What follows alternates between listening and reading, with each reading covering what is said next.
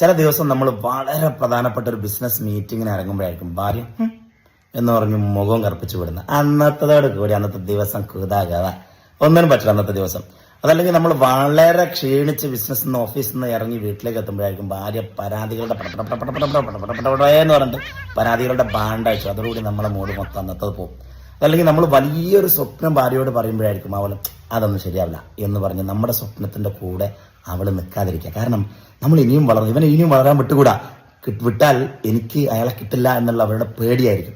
നമ്മൾ എന്തൊക്കെയോ ഭാര്യയ്ക്ക് ചെയ്തു കൊടുക്കുന്നുണ്ട് ഭയങ്കര ആത്മാർത്ഥമായിട്ട്. പക്ഷെ അവളുടെ ഭാഗത്ത് നിന്ന് ഇവിടെ ഒന്നും കിട്ടിയില്ലേ എന്നുള്ള പരാതികൾ മാത്രം. നമ്മളൊരു അവള് നന്ദിയില്ലാത്തവളാണ്. അതല്ല അടിസ്ഥാനം.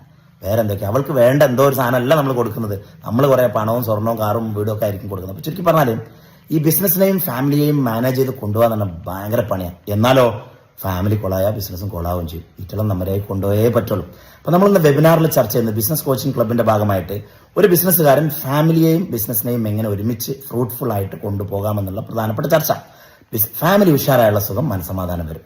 മനസ്സമാധാനം വന്നാൽ ബിസിനസ് ടപ്പ എന്ന് പറഞ്ഞ് മേലോട്ട് പോകും, അടിപൊളിയായിട്ട് വളരും. അപ്പൊ ഈ ഒരു ട്രിക്ക് നമുക്കൊന്ന് ചർച്ച ചെയ്യാം. ഇന്ന് രാത്രിയാണ് വെബിനാർ, ദുബായ് ടൈം 8 മണിക്ക്. അപ്പൊ എല്ലാവരെയും രജിസ്റ്റർ ചെയ്തോളൂ. നമുക്ക് വെബിനാറിൽ വെച്ച് കാണാം. സമഗ്രമായിട്ട് ഒരു അടിപൊളി ചർച്ച. ഫാമിലിക്ക് എന്താണ് വേണ്ടത്, ബിസിനസ്സും ഫാമിലിയും എങ്ങനെ മാനേജ് ചെയ്തുകൊണ്ട് അതുമായി ബന്ധപ്പെട്ട ഒരു 10 ട്രിക്കുകളെങ്കിലും ഇന്ന് ചർച്ച ചെയ്യും. പൊളിക്കും നമ്മള്.